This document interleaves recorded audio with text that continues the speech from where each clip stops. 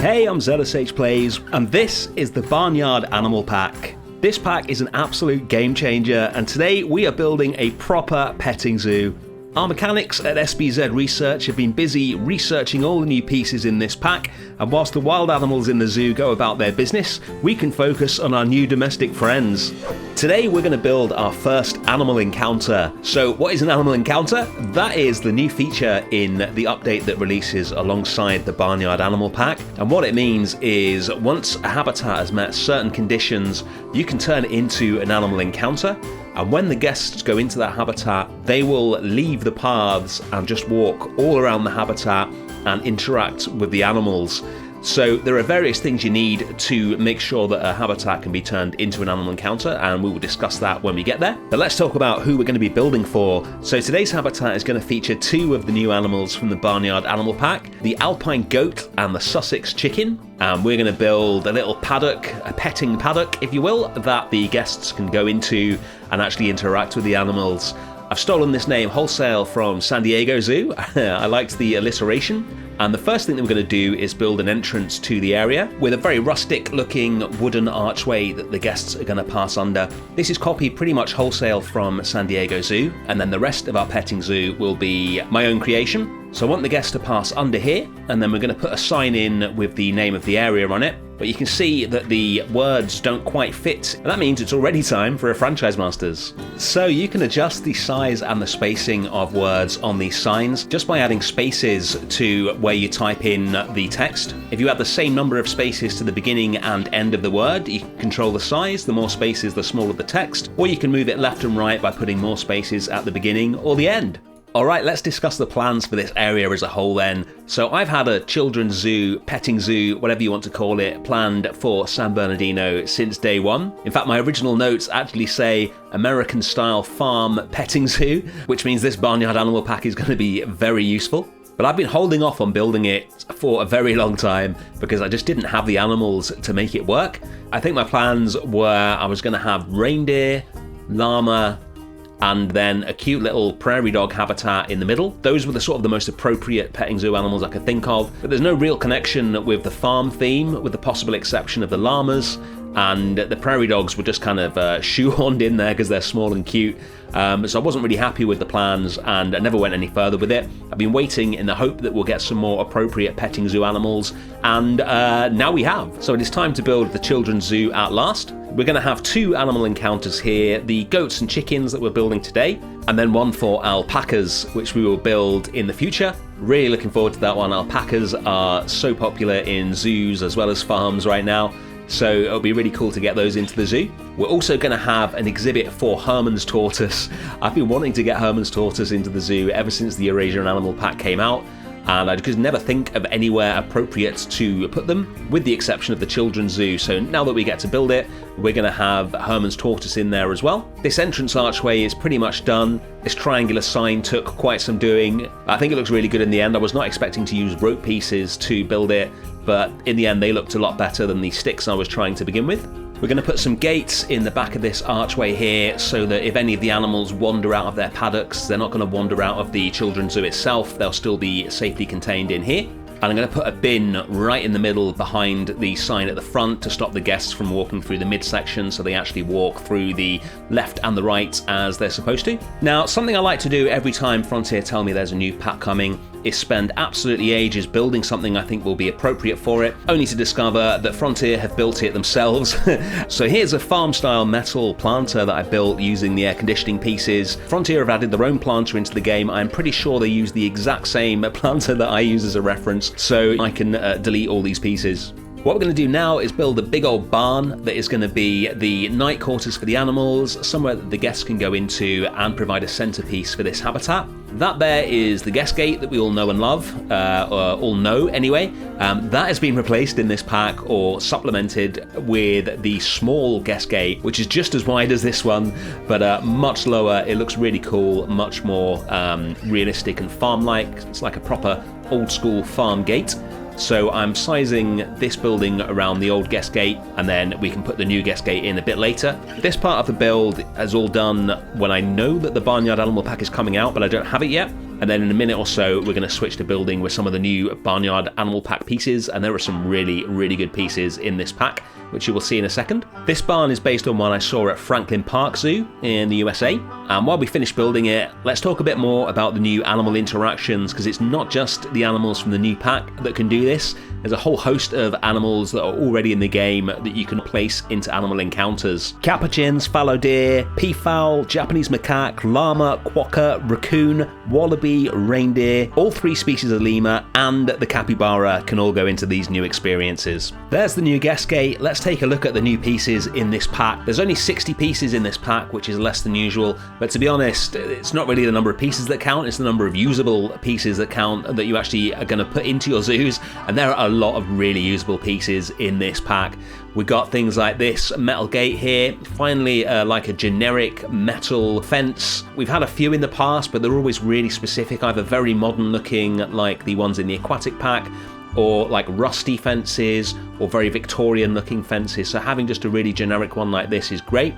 Those hay bales and finally wooden barrels are going to see a lot of use, I think. We've got picket fences, a load of new vegetables, the world's biggest sign, not sure how often I'm going to be using that one. This wind pump is great for background scenery, and these wooden gates are going to be going pretty much everywhere in more rustic themed builds, I think. So good, they've even got like the catch on it that you use to lock the gate once you've gone through. And yeah, I think 60 very well chosen pieces. I'm going to get a lot more use out of this than I thought. You might have seen the amazing new stone walls as well. They're actually a blueprint, they're just the faux rocks, but they've been put together so nicely. That blueprint will be featuring heavily in today's build. Alright, what we're doing here is laying out the basics of the alpaca encounter that will come later using one of the new fence pieces. I just want to get the shape of this habitat and more importantly the size of this habitat. So this is what the whole children's zoo is going to look like. We've got that barn away on the left, which is where today's habitat's going to go. We've got the alpacas at the back and the entrance at the front. Now we're going to build the animal encounter. So this is the blueprint I was talking about, these dry stone walls with the gate in the middle. It looks so good. I think this is only the second time I've ever used a Frontier blueprint in the zoo, but that dry stone wall, I've got to admit it is better than the one we built for the islands, and I am very happy to use it here. This is a very, very British farm kind of theme that I wanted to add in here, and it will go really nicely with the more generic sort of wooden farm that could be anywhere in Europe or the US really, that we'll be using for the rest of the area.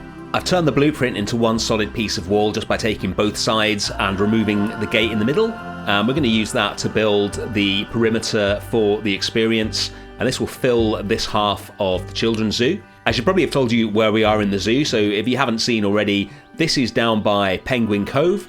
We've got the Night House and Penguin Cove away to our left, and we've got Australia over to our right. I've had this little spot in the zoo reserved for the children's zoo ever since we built the desert house. It just seemed to make sense to have it on the path that comes straight off of the Palm Cafe and heads down into the rest of the zoo. It's kind of central, and it just seemed to be a good place to put a children's zoo. I really love the nettles and the other plants that have been added onto this stone wall in the blueprint as well. Everything just sits in really nicely, and it's made building this perimeter wall really, really easy. You can see the perimeter fence for Australia on the right there. I've made sure as I build this that all the tall buildings like the barn and some of the scenery can't be seen from the water terraces or Australia, so we don't end up spoiling the vibe of those areas when we build this area. It's going to be completely self-contained. Speaking of the barn, let's get that finished. So I'm putting a gate in here and using some of the new pieces so that the catches and the hinges and everything all line up perfectly. Love the amount of detail on these pieces.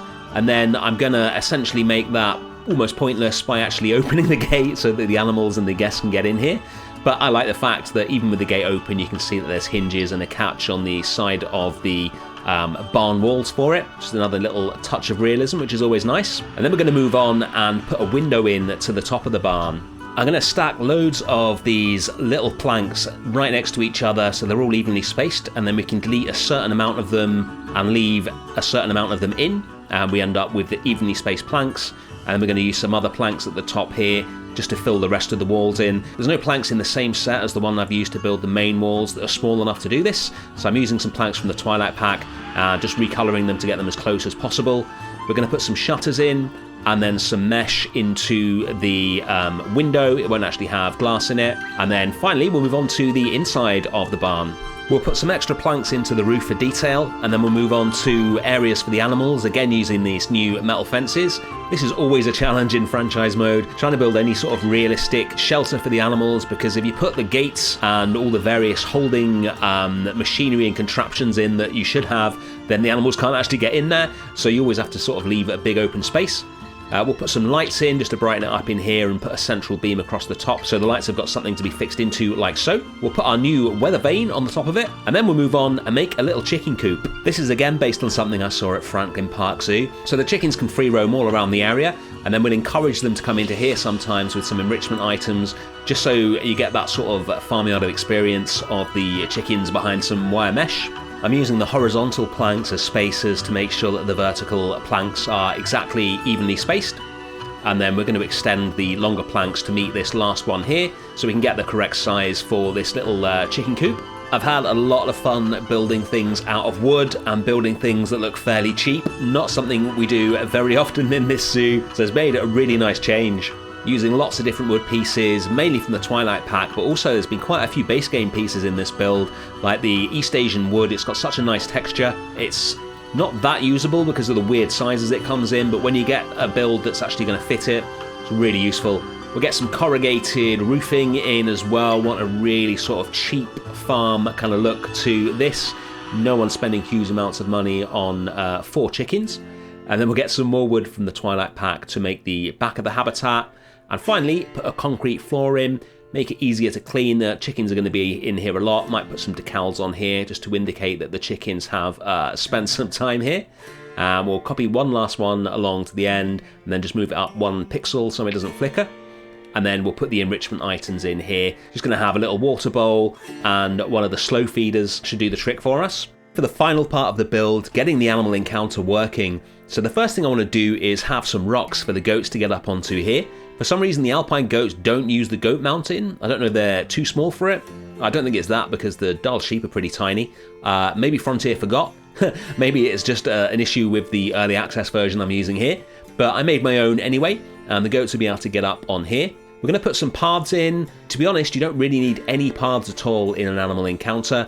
But after, 3 years of building habitats with paths in, I couldn't build one without them. As soon as they get through that gate, they're just going to wander off and go wherever they like, basically. And I want to keep this sort of dirt flooring in here. That's kind of very usual for this kind of build, but I just want to make it look a little bit more interesting. What we're going to do is make some little random piles of rocks using some of the smallest faux rocks, and just make sure random rotation all is turned on, and just start placing these round in a little pile. Use a few different rocks so it is really diverse, and then once we've got them all in there, we can turn them into a group and then sink them down into the ground so just the tops are poking out.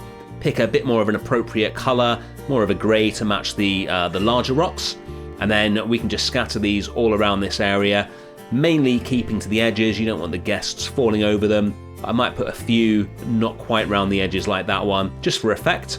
And we'll put a load of them around the main rocks just so that they're not sticking out of the ground, so obviously they're a bit more cohesive with the surrounding terrain. And then we can activate the animal encounter. So what we need to do is add in one of the new hygiene stations, which the guests will actually come and use once they've interacted with an animal. This is the penultimate piece in the puzzle. You can see the tick box on the right, which you need to complete to turn this into an animal encounter. And once we've got this in, the last thing to do is add some interactive animals. They will be here in a few seconds time, but first we'll add in some of the conservation benches and these cute new farmyard style canopies, and then it's time to take a look at the finished animal encounter.